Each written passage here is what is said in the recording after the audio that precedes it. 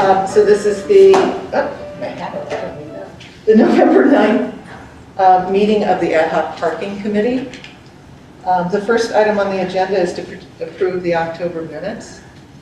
Bob sent some revised minutes yesterday. We good with those? Yeah, those look good. Great, thanks. So now we wanted to just continue our discussion from last time. And one of the things that I had suggested for us to do as sort of homework was to think about if the borough were just all one zone, how would that affect parking in our block? Because Rob's on the south side, Bob's catty corner to the post office, so you're a 2-hour zone, and I live in the north side where there are no 2-hour zones near me. So we would just kind of think through that. So I was curious to see, what thoughts you guys had after you thought through that. And I just wanted to throw in real quick, sorry, Councilmember Portner. If I can also have an opportunity, as we're talking about this, to maybe talk about the perspective of people who live on Haverberg Ave, given that my last that's right, yes, I'm was sorry, I forgot about that, yes. So the people who live in apartments above stores, and, yes, that's right, so you have those multiple. Yes, thank you. Don't want to lose that. So, anyway, thoughts? Either of you want to start? So Barb, just to clarify, when you say one zone, like I was looking at Nelson Weingart, they have 3 zones, but by one zone you mean.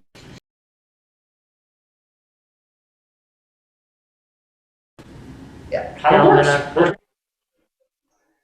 really, really well. It works incredibly well. Yeah. I enjoy using it because you can go in, because you can be somewhere and you can look on your phone and you can see how much time you have left. Yeah. And you can even renew it from there. Yeah. I feel like we're drifting a little bit, and we'd all put on our calendars that this was an 8 to 9 meeting, so I'd like us to. Well, you were asking, wanting to get certainty about that question, so I was responding to you. Yes, thank you, I appreciate that. Okay. And I'm sure meter up will be something that will get looked at as an option. At least I would guess it's one of the ones we would. Yeah, I'll definitely want to look at it. Yeah. Thanks for bringing it up, Bob. Right, yeah, so thanks.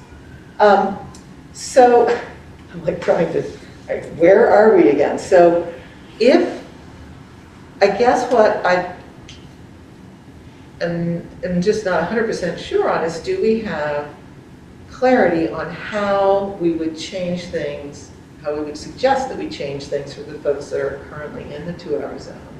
And as Bob pointed out, so we still need to, I think, decide, and we don't have to decide it today, but how do we want to suggest council, what would we suggest they consider as a step on that? So we'll have to think about that, this whole driveway, no driveway thing. And well, we could make a list, right? So the first thing would be that the currently stickered folks can now park anywhere in their zone. It doesn't have to be just attached to their address. You're right, these are the kinds of changes that we would test for a period in phase 1. So that would be 1, that you could park more widely in your zone. And then 2 would be, I don't know, can we do the fees just for that subgroup, or do we have to? I guess so, because they're the only ones being charged. We can do it within the current system, Okay, so then we could begin the new fee structure. Right. Where it's graduated, so you're paying more for your second car and even more for your third. Right. We could also have there some sort of possible incentive for a vehicle or something. And these are all things that we could potentially do. Yeah, that's true. Yeah. So. In short, we could have free permitting for 3 vehicles. Yeah. We'll get overrun in a year or 2 because there'll be a lot. But that's an idea. Yeah, maybe that's a temporary thing. I have a question. Are you considering a different type of permit, such as decal, license plate based? We discussed it a little bit last time, and and I think we kind of all came to the realization that the systems that require hang tags or decals or UPC codes or that kind of thing, that's actually physically affixed to the car, wouldn't be necessary because every car already has a license plate on it. And then to see if we would actually could have a technology that could read the plate and print a ticket and sort of interface, hopefully would interface with the owner. I don't even know if the police can do this, but. So our current system can. It can? Yeah. You can do that? Mhm. Oh, okay. You mean, so if you hold the scanner on, so let's say you hold the scanner on a license plate, what information do you have? I don't know about scanner, but if you, because I don't know how the actual gun is set up, but I know if you input a license plate number, it'll populate if they're registered as a vehicle right now, because all of our visitor permits go through our portal on the website. Okay, just say that again, I'm sorry, because I want to get that note. It tells you, Sure, so when you look up, a parking controller looks up a license plate number, it'll then show if they were registered to a visitor that was registered on the online parking portal. oh, So okay. that same system could be used for the residential parking permits as the same way. If the license plate is registered, it'll populate the owner information and that they are paid. Oh, I see, so right now it's being used for the guest passes, Yes. but not really for the Right, because we residents. still have the sticker Oh, permits. so we already Yeah. have that. We weren't clear on that. Yeah, I was gonna say that answers one of the questions we had from last week or last Okay. time that we didn't know. But Samantha, you had a comment? Now, yes, sorry if I'm taking us off track here, but piggybacking off of Michelle's comment and the thought that Bob brought up earlier, if we didn't have to worry about, depends on how far we want to go with the honor system. I mean, we could use the existing online system to do the 2-hour permits that we already use through the guest passes. It's just that system doesn't have a way of verifying your current residency. Right, so we can require, someone to upload a copy of their vehicle registration, but we would still need to go in to accept and verify I look that. at it, I see. That makes sense. Yeah. And That- I that's see. what So you do for would use guests? So you would use. Sorry, what was that, Barbara? Is that what you do for guests? I'm sorry, Guests aren't verified. okay. So, I know you just said it, I just want to make sure I heard it the way you meant it. Sure. So rather than use the old system, you would use the guest system for everybody. Yeah, But you it's wouldn't call them guests, you would call them. yeah, I mean, like, we would use here's the way I would prefer to word it. Uh-huh. We would use the existing online system that we're using for guest passes right now for people to pay and register for their regular 2-hour permits as well. Yeah. Now, and then we wouldn't have to use the stickers anymore. Yeah, I like the honor system too, in the short run, because you'll find out within a while whether or not it works. Yeah. I would think. Yeah. And to Michelle's point, I mean, we could at least put a requirement on it that you do have to upload something as part of it. You can't just automatically get the Yeah, that's a good idea. And most people are trustworthy. I think so, yeah.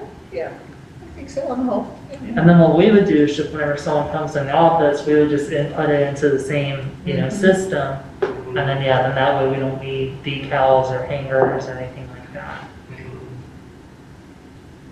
Cool. So I think that was definitely a good detour to go down, because that's helpful to know that and to have an understanding of that. Before we went to that, I was getting to this question then, because we were, Rob was putting together, he's like, let's make a list of how things would change for the current folks with stickers.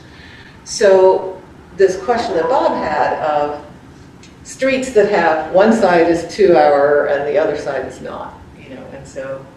So can I try this? Yeah. So I'll go through each category of individual that I see from my bedroom window. Okay. So from my bedroom window, I see residents who are parked in 2-hour zones with permits parking in 2-hour zones. We know what they do. From my window, I see residents who are parked in not 2-hour zones, who are either live at Haverberg Avenue or Windsor Avenue or North Lambeth Avenue, parking in 2-hour zones for short periods of time, or parking in non-regulated park areas for as long as they wish. From my window, I see, and so those people, that's like the Haverberg Avenue folks and the apartment dwellers who live in, like there's a lot of them on Windsor and Grayling and Hamden and whatever, anyway. I want to say that there's, even though we're catty corner to the post office and in the sort of like adjacent to like what you would consider one of the highest use areas, there's often parking spaces available in the non-regulated areas. So, and in the 2-hour zones. So from the window I see yoga students coming and going on the 1 hour and 1.5 hour in huge numbers. I see the postal workers come to work every morning and park somewhere. They're not parking in 2-hour zones. They're finding their way to all the right? I see the people who work in the stores. Like I see the owner of like, what do you call it, that Fusion, and I see the owner of the people who work at the movie theater, and I see the people who work at the restaurants parking and using those streets. And on the weekend, it becomes a little bit ghost-like. Like there's not much happening on those streets. They empty out. So, like over the years, I've watched it go from being more dense and less parking to more and more and more parking. So I kind of know there's less going on. Now maybe there's less going on because we've got 3 buildings that are now like that are no longer existent, right? Yeah. But we also know that those 3 buildings are being replaced with uses that are comparable or less intensive in use than what was there before. Like a gas station, service station has a more intensive use than a mixed-use building, or an office building has more coming and going of patients and has more employees, say, than an apartment building. Like they just do it. You know, there were like 7 therapists in 600 square feet there, all seeing people at 1 hour intervals. There were a lot of cars coming and going from Windsor Avenue that are not coming and going from Windsor Avenue anymore. Anyway, that's my view. Yeah. So I don't see like the need for additional regulation there. That's what I was going to ask. So and that's like my little glimpse, and that's right in downtown. So if I were to live on Haverberg Avenue, for example, I'd go and find one of those nearby non-regulated 2-hour spaces, and then if the whole borough were regulated, I would just get a permit and find parking in the same place anyway. Does that make sense to you? That's what I would say. As long as, for the people who live on Haverberg, as long as we keep areas that are unregulated, I think they'll be fine. If we were to make, I'm not saying we're proposing this, I'll just say if we made the entire borough regulated, then we would have to make some kind of allowance for those folks, because right now they're not allowed to get 2-hour. Yeah, they'd have to get permits. Well, they can't get anything. I mean, they'd have to be allowed to get permits. Yeah. So, not that we need to decide this today, but so what I want to then move back to is something that you said earlier, Bob, which is the folks that move into 114 Forest said would not be allowed to have any on-street parking. And the way you said it, I was like, well, is that any on-street parking in the 2-hour zone that they're in now? Or is that they can't park on the street anywhere in the borough? And I don't remember what the condition Yeah, it's just permits. You're right, they could fees to technically go, because anybody could. Yeah. I mean, someone from Wynwood could come over and park in front of my house and stay for day, park their car, store their car there if they wanted to. Right. I guess my question would be, why would someone who lives at 114 Forest, given that they're like part of their deal includes a parking spot, why would they park anywhere else? Only if they had, I would say that would be only if they had another car and needed to put it somewhere. But, who's going to want to park, 4 blocks away from your house? I mean, I still don't think that, I think that's a rare thing. But if that's just something that we would have to think about if we were going to somehow have, the the whole borough treated in a similar fashion. It's like, okay, would that mean that we would want to have some zones maybe so that we could say, well, if you live in that, you don't get to park in that zone that you park in, you know, a zone that's a little further afield. And that would be, you know, it's just, I think it's just something to think about. How we might handle By it. the way, did you ever hear, so 10 years ago, the Planning Commission did a sort of a study of how many people who live in the apartment buildings actually have cars, and it was around 50%. And like, which maybe makes intuitive sense to you, but it was yeah, like of 80 apartment units within the downtown area, 40 had cars. And that was interesting, you know, that was 10 years ago. I think it's even fewer these days because fewer people have. Possibly, yeah. Okay. Based on how open the streets are, it seems to me that fewer people have cars. I think so too. So, is there anything else that we can think of that if we are going to go ahead and use the current sticker zone as a beta test, is there anything else that we might want to consider in that? Do we want? Oh. Okay. So you're talking about our list here? Yeah. So far, we have residents can park anywhere in their zone. That would be one change. And then the graduated fee structure for multiple cars. We have that we would use the existing online system and the handheld parking meter gun. Is that what it's called? Or? I'm not sure what it's called, but it's the device that they use. Device. Let's say that. Okay. I like that better than that. Okay. Yeah. It's a reader. Reader. Does it also have a printer in it? Yes. Okay, parking meter for issuing and monitoring 2-hour permits or parking permits. And then possibly a green vehicle incentive built into this fee structure. So, you know, that sounds to me like we've really nailed down a lot of the things that apply to residential parking. Do we, in this first go-round, are there some things that apply to non-residential parking that we want to consider? And I'm not suggesting that we iron that out right now, but just. I have two ideas. Okay. One is that like any kind of long-term vehicle parking in Sabine.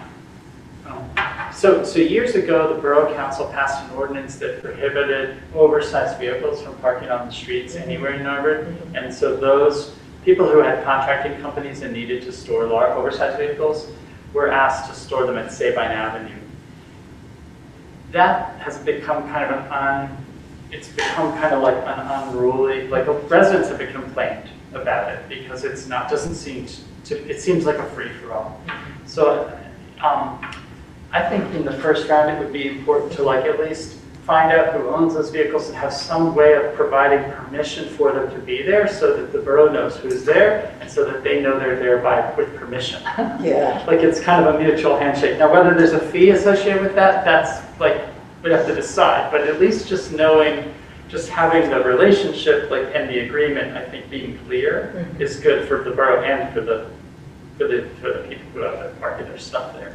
Yeah. That's one. The other one is like these potential public-private parking shares, like that there's lots, there's 3, I think we decided that there were 3 lots in the borough, in the downtown area, maybe even this, I don't know if there's some way to include the SEPTA lot in that would be a 4th, but where there would be sort of some kind of formal agreement that people could park in those lots after hours or whenever there's room available. And then maybe the borough would have some kind of cost share with the owners of those lots. I'm sorry, I remember, can we go back through what the 3 lots were again? There's I call it the professional office building, 145 North Narberth Avenue. Then across the street from the movie theater is that, I think it's called Gallagher Construction. It used to be called the Acorn Building. It's that large lot across from the Chinese restaurant. And then there's the 3rd lot, there's 4. The 3rd lot would be Plastic surgery Madeira centers? and, yeah, the plastic surgery, still calling it Madeira and. Oh, The yeah, back Clark and Madeira, nobody knows that. Clark and Madeira. Old Okay, people. sorry. The surgery center, Surgery Yeah, center. yeah. next to the pizza shop. Okay, thank you. That's the third, and then the fourth would be the Citizens Bank lot. And I guess the fifth would be the SEPTA lot. Alright. Yeah, Are there any more? I don't think so. How about, oh, there is one more. How about the lot, the FinPec building? It's across the street from 114 Forest Avenue. There's an enormous Yes. parking lot. Yeah, that's on Windsor. On Windsor. Yeah. Windsor. It's on Windsor. Next to the You can enter it next from to the Windsor or post you, office. oh no, I'm thinking of, yeah, next to the post office. Yeah, you can. Oh, that thing, Yeah, yes. it's huge. Yeah, It's you can between- enter it from Windsor or from Forest, right? Right. Yeah, that's a big lot. Yeah. That's a big one. And sometimes the postal workers Yeah. park there on Saturdays. I Well, notice for some reason. They may just have an agreement. that could be, yeah. I know we're almost out of Yeah. time, but to follow up on number one from Bob, something I'd like maybe the group to think about between meetings is, yeah, for the municipal lots, my proposal would be that overnight parking, no matter what, is banned in the lot right here beside 100. I was gonna ask Conway. about municipal. And 'cause- then at 201 Sabine, overnight parking would only be allowed with some sort of written agreement with the borough, and then we could determine if there's a fee involved or not, yeah. Okay. So there's a little note of history here. When the snow happens, the people on Conway during the snow emergency would have a use, kind of habit of use of using using this parking lot at night during snowstorms. Well, maybe unless it's a snow emergency, no overnight. Oh, there you go. Yeah, that's what they say, yeah. Oh, that's great. Yeah, and that, yeah, that seems reasonable. Okay. All Hi, right. Dave. Bye, Dave. See y'all. So, agenda topics for next month, what, or next month, next meeting, sorry. Review and nail down what we want to recommend to council for the current sticker groups, and then review what else might be in this phase one. So we kind of have that nailed down, and then think about what we would recommend to them for phase two and phase three. Does that make sense? The only other thing I would Thanks, maybe Michelle. ask you to think about, I think for phase one, I think we're pretty close here. I do too. I think for the residential, 2 hours in, all we have to usually figure out the fee, and we're Yeah. set there. Mhm. And for the non-commercial, again, we just need to figure out if we would charge a fee or not for Right. 201 Sabine. And then obviously borough staff would have to make some outreach to, find out the viability of using those other lots. And the only other thing I could think of involved for phase one is, would we be making any changes to the parking meters? I think that's really the only topic we haven't really had a chance to get into at all yet. Actually, yeah, you're reminding me, because the one thing that I was like, we haven't talked about is parking for commercial use. So that's customers and owners, and because they're in this 2-hour zone in a lot of ways. I think we probably need to talk about that some next time. That makes sense. Can we learn more about, do you guys have the time to do research on Park Mobile? Yeah, Could we have absolutely. them come in and maybe Yeah, I describe think- it to us? It's not called Meter Up. Meter Up's the way Philadelphia has branded it. Oh. But each municipality can brand it their own way. Yeah, I'm very familiar with So- Park Mobile, yeah. Yeah, Park Mobile's the company that administers them. And what's neat is if you go all over the Northeast, I've parked using the Philly app, Right. It's like Easy Pass. It doesn't matter what It doesn't matter where state you are, you're in. yeah. I love that. I was like, thank you. It is cool. Yeah, I think that's the other part that we probably want to have in this phase one would be, is there anything that we're changing then about how commercial parking is done for both the customers and the owners and I guess deliveries and that kind of thing. We could maybe see if there's something. Do we assume basically that owners and employees in the downtown are basically doing the same thing that the residents who live on Haverberg Avenue are doing? They're not provided permit parking, so they're just kind of finding the nooks and crannies where they can park that's unregulated? They're doing that and or using the meters. I was gonna say, Oh, they're feeding meters. Yeah. Oh, well, with Park Mobile, they wouldn't be able to really Right. do that. I was gonna say that would solve that problem. Okay. So it sounds like we have plenty to talk about at the next meeting. How soon could we meet again? Next thing.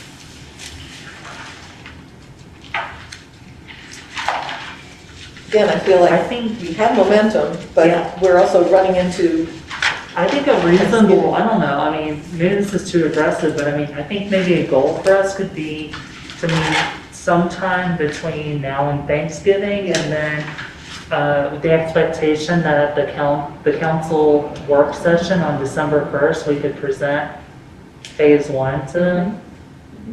Mhm. I think that makes sense, yeah. If Tuesdays are good, I could do next Tuesdays or the 23rd, 16th or the 23rd. I can't do the 16th. Appointments, I I didn't think. bring my calendar. Yeah. 23rd is the Tuesday before Thanksgiving. Okay, yeah, I could do that same time. Okay. Yeah, I could do that 8 Okay, a.m. that day as perfect, well. yeah, that works for me too. Can we do 8 again? Yeah. Does that work for everybody else? Yeah. Yeah, that's great, yeah. Okay. Great, And we'll get it advertised and all that. yeah. Wonderful, thank you guys. You know, I like that suggestion, Samantha, timeframe. And I appreciate you making a suggestion because some of this is so dependent on whether you have time to look at some things. And I was like, I didn't want to say, well, Samantha, I should get that done. Just so everyone knows, one last note before we adjourn. So for some reason, our internet went out I like saw. 5 minutes into the meeting, and it came back on around 8:30, so there is a gap in the recording. Can you, is there a way to, well, we're not putting the recording anywhere, are we, at the moment? I know the Civic Yeah. Association will want it. Yeah, Jim will want it, so you can tell him that, and he can put like a title card that says. I'm impressed. Well, on that note, then I will stop the recording. Okay, thanks. I keep thinking of counting.